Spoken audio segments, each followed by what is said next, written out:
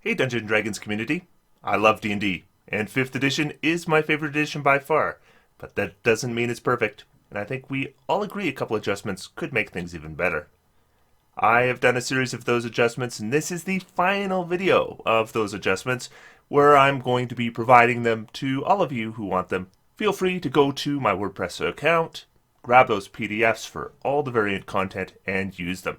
That said, if you are willing to and are able to, without any financial strain, I would love to have you join my Patreon, so please check out the link in the video description down below. In these videos, I'm explaining how these adjustments work and why I made any decisions for the changes I made.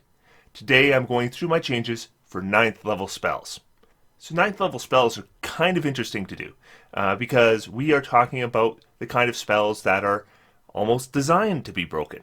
We have spells, most notably would be Wish, right? Because Wish can emulate every spell in the game from 1st to 8th level, and you can ignore casting times, you can ignore material components, which means that spells that are 7th or 8th level, we can actually improve upon them by casting them with a Wish spell. So we have all that versatility, plus we're making spells better.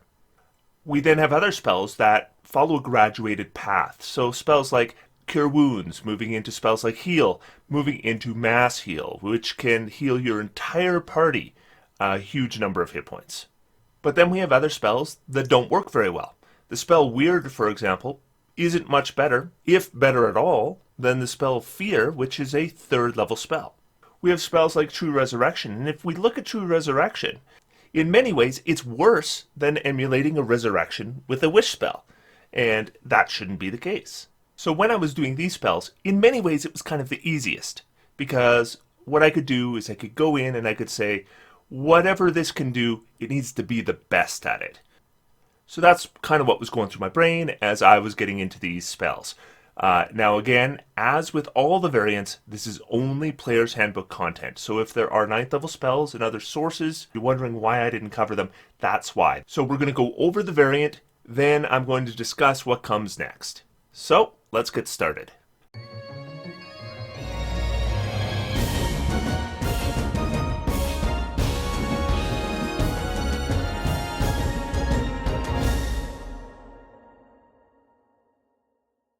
So the first spell I want to talk about is Gate. Now, Gate is a spell that has been around forever. Gate has been around since the 1st edition of Dungeons & Dragons, and the way it would work is you would call a being from some far distant plane to come and aid you in a combat. Now Gate has changed a little bit as the editions have passed, and now with 5th edition, you use Gate and you call a creature, and it has no compulsion whatsoever to help you. And that to me doesn't feel like a 9th level spell. So what we end up really with is a spell that's like a planar shift spell, except it's 9th level, and it's using your concentration. Not to say that Gate is a terrible spell, but it doesn't feel like a 9th level spell to me. And it also doesn't feel like the spell Gate that I'm used to from previous editions, where I could call something when I knew its true name, and it would be compelled to help me against my enemies. And so that is what I've changed with this spell. For the most part, the spell remains the same as before, but I've added a little bit of text. When you summon the creature, and on each of your turns thereafter while concentrating on this spell, you can issue a verbal command to it if you choose, requiring no action on your part, telling the creature what it must do on its next turn. If you issue no command, the creature acts as the DM deems appropriate. It might leave, attack you, or help you. At the end of each of the creature's turns in which it has followed a verbal command, it makes a charisma saving throw. On a failed save, the creature continues to obey you. On a successful save, your control of the creature ends for the rest of the duration. And so that's what I've added, is basically when you call a creature because you know its true name, maybe you're going to bargain with it. Maybe that creature wants to help you anyways. But if not, then at least there is a chance you can get that creature to help you. Now that's not going to be a lot of use if the creature you summon is legendary, because of course it's just going to use its legendary save and automatically make its first saving throw. But still, you would at least be able to get one turn of it acting according to your commands. So the next spell I want to talk about is Imprisonment. Imprisonment is already a spell that is probably not going to be used by the PCs very often. It's more likely to be used by an NPC. It's more likely a spell that the DM is going to use to propel a story forward. And there's no way in which I can really change that because of the nature of the spell itself. But what I can do is make it so at least there is an opportunity for a PC to use it if for some reason it is going to be valuable in the campaign. Because as it's written now, the spell requires a material component that is a vellum depiction of a carved statuette in the likeness of the target, and a special component that varies according to the version of the spell you choose, at least 500 gold pieces per hit die of the creature. Now, if you don't know how many hit dice the creature has, which you shouldn't because this is D&D, and the whole idea is the PCs don't know the statistics of the creatures that they are facing, then you don't even know how much you need to spend on the material component. That's a big problem. The second thing is, of course, is that if a creature has a lot of hit dice, as it probably will, since you are casting 9th level spells, and we're talking at least 17th level of play, then we can expect that material component to be of insane value. So instead what I've done is I've simply made it 500 gold pieces. 500 gold pieces for a little statuette, that's still a pretty damn fancy statuette. The next spell I want to talk about is Power Word Heal. Now Power Word Heal is the crappy 9th level healing spell because Mass Heal is the good one. This is fairly common knowledge if you are familiar with 9th level spells. But Power Word Heal was essentially the bad one because it would restore all the hit points to one person, but it was a range of touch, which was worse than Mass Heal. Of course, it only affected one target, which was worse than Mass Heal. And it's likely to heal a lot less hit points in total, because Mass Heal could heal up to 400 hit points, and it's unlikely that you're going to heal a creature that's going to need to heal 400 or more hit points with Power Word Heal. So there's really very little advantage to Power Word Heal over Mass Heal. There were a few conditions that Power Word Heal would take care of, and Mass Heal didn't take care of those conditions. But there wasn't a comprehensive list of conditions under Power Word Heal, which was, again, kind of mind-boggling. So there were a couple things I thought needed to change. The first thing, the range of touch. Shouldn't be a range of touch on this spell. So I have increased the range to 120 feet. The second thing was, there was a somatic component. This is a power word spell. Look at Power Word Stun. Look at Power Word Kill. These should be verbal only spells, so I have changed the component to verbal only. And now a wave of healing energy washes over a creature you choose within range. The target regains all its hit points, just as before. If the creature is, and now this is a comprehensive list, if the creature is blinded, charmed, deafened, suffering from at least one level of exhaustion, frightened, incapacitated, paralyzed, petrified, poisoned, stunned, or unconscious, the condition ends. If the creature has expended hit dice, they are recovered. If the creature is prone and can use its reaction to stand up. This spell has no effect on undead or constructs. We've added a whole lot to this, because before, what it would work against is charmed, frightened, paralyzed, or stunned, and the prone reaction stand-up was part of the spell as well. That's all it took care of before. So this is a much, much more comprehensive list. This is also now the only way that somebody who has taken maybe 5 levels of exhaustion can recover that instantly, because we've used a 9th level spell. Now, is Power Word Heal as good as Mass Heal? I still don't know if it is, but at least if we are targeting one creature with it, it is comprehensive now. And I think it's just a lot better than it was before. The next spell I want to talk about is Power Word Kill. And this one, the fix for me was super easy. And it goes along the same vein as my fix for Power Word Stun, in that the way these spells work, so Power Word Kill, the way it works is you target a creature. If it has 100 or less hit points, it dies. If it has 101 hit points or more, nothing happens. That's bad for a 9th level spell. So this was a pretty easy fix. The casting time, range, components, duration all remain the same. And now what I've done is I've taken the original text of the spell, which is you utter a word of power that compel one creature you can see within range to die instantly. If the creature you choose has 100 hit points or fewer, it dies. But now I've changed the final sentence to, otherwise, the spell deals 100 hit points of necrotic damage to the target, and its hit point maximum is reduced by the same amount. So you're either going to kill a creature with 100 hit points or less, or you're going to do 100 hit points of damage and reduce the creature's maximum hit points so it can't just recover those by any form of healing. So a pretty simple fix to that one, in my opinion. The next spell I want to talk about is Storm of Vengeance. This one required a little bit more work. Now, the idea of Storm of Vengeance, I think, is that you would take something like maybe a city, and then you would throw Storm of Vengeance over top of it, and it would slowly work away at whatever's underneath. And one of those spells that we always hear about can take out an army. Of course, lower level spells can take out an army. We have many spells in D&D that can take out an army, and I'm always told whenever I say a spell isn't very good that, well, it could take out an army of, fodder. Yeah, but if a lower level spell could do it, then we should be expecting more. Now, Storm of Vengeance has a big radius. It's 360-foot radius, so that's a massive area. Now, this is not city size, keep in mind. 360 feet, so we're talking 720 feet across. So what's that? Maybe an eighth of a mile? So in the grand scheme of things, it's not big. It's big on a battle map. And what happens is you create this massive storm. Lightning flashes in the area, thunder booms, strong winds roar. Each creature under the cloud, no more than 5,000 feet beneath the cloud when it appears, and each round thereafter, while the spell persists, must make a Constitution saving throw. On a failed save, the creature used to take 2d6 thunder damage and become deafened for 5 minutes. I've now increased that to 5d6 thunder damage, and they're still deafened for 5 minutes. I have also added, on a successful save, the creature takes half as much damage and is not deafened. Each round, you maintain concentration on the spell, starting on the first round, so that also is new.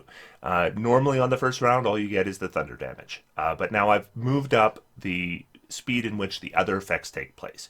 So each round you concentrate on the spell, starting on the first round. The storm produces the effect of your choice on your turn, so that is also different. Before, what would happen is, on round 2, a new effect would occur, on round 3, a new effect would occur, etc., etc., etc. Now, one effect wasn't necessarily any better than the other, they were just different.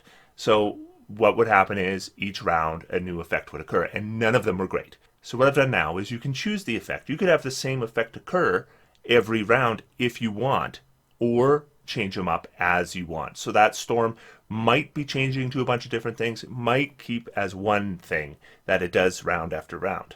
The other thing I've done is all of these effects were much worse in the original version, so I've upped the effect of everything. So the first choice you have is Acid Rain. Acidic rain falls from the cloud. Each creature and object under the cloud takes 5d6 acid damage. That used to be 1d6 acid damage for a 9th level spell. The second one is Lightning Strikes. You call 6 bolts of lightning from the cloud to strike 6 creatures or objects of your choice beneath the cloud. A given creature or object can't be struck by more than 1 bolt. A struck creature must make a dexterity saving throw. The creature takes 14d6 lightning damage on a failed save, or half as much on a successful one. That used to be 10d6 lightning damage. The next one is Giant Hailstones. Hailstones rain down from the cloud. Each creature under the cloud takes 5d6 bludgeoning damage.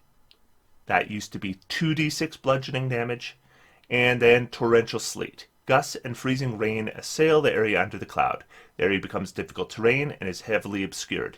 Each creature there takes 3d6 cold damage. That used to be 1d6 cold damage. Ranged weapon attacks in the area are impossible. The wind and rain count as severe distractions for the purposes of maintaining concentration on spells. Finally, gusts of strong wind, ranging from 20 to 50 miles per hour, automatically disperse fog, mists, and similar phenomena in the area, whether mundane or magical. Now, is Storm of Vengeance now a good spell? I honestly don't know if it is up to a good spell yet. I have done some pretty dramatic increases. The damage this spell does has been more than doubled with these changes. I've given way more damage on round 1, and I have given a lot more flexibility to the caster on what happens on a round-by-round basis. So it's definitely much more powerful than it was before. Do I think it's up to snuff now? I don't know. You tell me. You tell me. I definitely gave it a lot here. And I definitely don't think it's overpowered. Is it underpowered? I don't know. It is a huge area. So maybe because of the area, maybe it's okay now. But I definitely made it much more powerful than it was before. Next spell I want to talk about is Timestop. And I need to thank one of my viewers here for giving me a good idea on this. And I hope I don't mess up your name too badly, but a user by the name of Temujin M gave me the idea that a reaction-based time stop might be a neat idea. And I totally agreed. Time stop with a reaction is definitely a neat idea. So that's what I've worked into with time stop, because time stop as it was, the problem was that you cast it and there's so many restrictions on what you can do that the uses for it were pretty circumstantial and limited. And it didn't feel like the time stop of old, where, of course, in previous editions, you didn't have to worry about concentration. So you could summon a bunch of creatures, you could raise a bunch of walls. You can't do that anymore with time stop. You could do it once, but once you cast a spell with concentration, that's it. You can't cast another spell with concentration. So time stop often ended up being one action, one free action, and the rest of the time, you didn't really have much you could do. And the idea of making it a reaction, I thought, was really compelling. So now with time stop, casting time is one reaction. When does that reaction take place? Taken when a creature you can see takes an action. So any creature you can see is taking an action, you may cast time stop using your reaction. You briefly stop the flow of time for everyone but yourself using your reaction. This occurs when a creature you can see begins taking an action, but before the effects of that action take place. No time passes for other creatures while you take 1d4 plus 1 turns in a row, during which you can use actions and move as normal. This spell ends if one of the actions used during this period, or any effects that you create during this period, affects a creature other than you, or an object being worn or carried by someone other than you. In addition, the spell ends if you move to a place more than 1,000 feet from the location from where you cast it.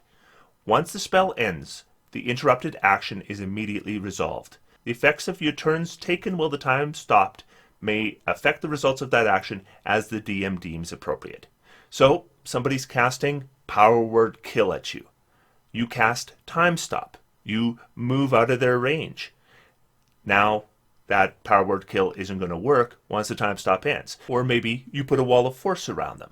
Or any number of other things. Now that you can interrupt another action, time stop could be pretty handy. Ancient Red Dragon comes down, they're about to breathe on you and your entire party.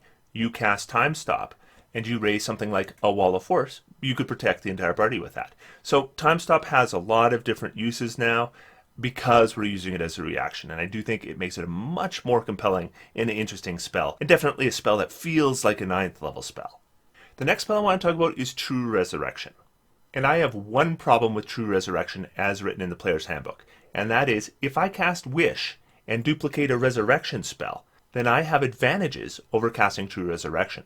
I can avoid the material component, and I can avoid the casting time. And those are huge. The material component for a Resurrection spell or a True Resurrection spell is massive, and the casting time is an hour. So getting around both those things, those are big things to get around. And suddenly Wish is maybe better at resurrecting than True Resurrection, and that should not be the case. At least when it comes to resurrecting, True Resurrection should be straight out better than any other spell in the game, including Wish. So the fixes here were dead obvious to me. Number one, the casting time, we're going to change it to one action. And number two, the material component is gone. So we get everything that True Resurrection gave us before. We're getting it in one action, and we are getting it without a material component. So we're getting basically the effects of a Resurrection cast through a Wish spell, minus the penalties that you would normally receive from the Resurrection spell. And considering that the True Resurrection spell only does Resurrection and Wish does so many other things, I think that's perfectly appropriate. And then I'm going to get to the spell that I got asked about more than any other spell, potentially of all 9 levels of spells, but certainly the most of any 9th level spell, Weird, because Weird is infamously my least favorite 9th level spell in the game. I think it's no better and potentially worse than the 3rd level spell Fear. So what was I going to do to fix Weird? Well, once again, I went back to previous editions. And now Weird didn't exist in 1st edition, but it did exist in 2nd edition. And what 2nd edition did is when you cast a Weird spell, a creature that didn't make a saving throw was paralyzed with fear. And I thought, boom, there's our fix. So Weird, the casting time, range, components, and duration all remain the same. Drawing on the deepest fears of a group of creatures, you create illusionary creatures in their minds, visible only to them. Each creature in a 30-foot radius sphere centered on a point of your choice within range must make a wisdom saving throw. On a failed save, the creature becomes frightened and paralyzed with fear for the duration. The illusion calls on the creature's deepest fears, manifesting its worst nightmares as an implacable threat. At the end of each of the paralyzed creature's turns, it must succeed on a wisdom saving throw or take 4d10 psychic damage. On a successful save, the paralysis ends for that creature. Now this is important because the wording here is not accidental. Because you might be wondering, why are we giving both the frightened and paralyzed conditions to the same creature?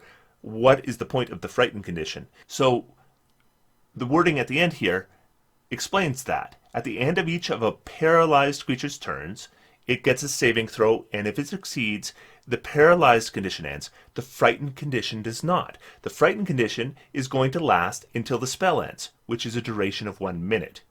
So just like with the fear spell, you're not going to get a saving throw against the frightened effect round by round, but what you will get is a saving throw against the paralyzed effect, and a saving throw against the damage. So the weird almost becomes like a fear spell on top of a mass hold monster spell. And as a 9th level spell, I think that's pretty cool. And makes this spell pretty effective. And a 9th level spell should be damned effective. So that's it. Those are the 9th level spell variants. That's the entire Treantmonk variant for Players Handbook. Now, what happens now is I am going to be taking a break from doing videos on Fridays for a while now, because what I want to do is I want to go back to the beginning. I'm going to go back to the Ranger variant and work my way forward from the beginning. And what I'm going to be doing is I'm going to be taking feedback I've received. I'm going to be taking the own experience I've had with these variants since I introduced them, and I'm going to be making final modifications and final edits to each of these variants, at which point my intent is to re-release them. And then what I'm hoping is that for those who really like these variants, then I would like to find a way to do a final version that has maybe some nice artwork and a nice layout, and that could be presented as a single document. And that is something that I'm going to need some help with from some other people, and it's probably something that I'll need to charge for, so it would have to come through the DM Guild. And that's my advantage here of just doing Players Handbook content, is because that is content I can legally release through the DM's Guild. If I do a variant for Xanathar's, and if I do a variant for any of the other D&D books, which I still may do, those I will not be able to release on a professional level. But I still may be doing these kind of variants for those source books in the future. But I'm not sure how long it's going to take me to go through and redo everything, but that is my next step. So I'll keep you guys informed how that's going as things go on. I talk about these things sometimes on my WordPress account or in Discord. So if you're interested in how it's going, hit me up and I'll let you know. Otherwise, I hope you'll join me Monday for my next video. Until then, I'm going to sit back, relax, and have some fun. D&D is for everyone. Thanks, everyone, and I'll see you next time.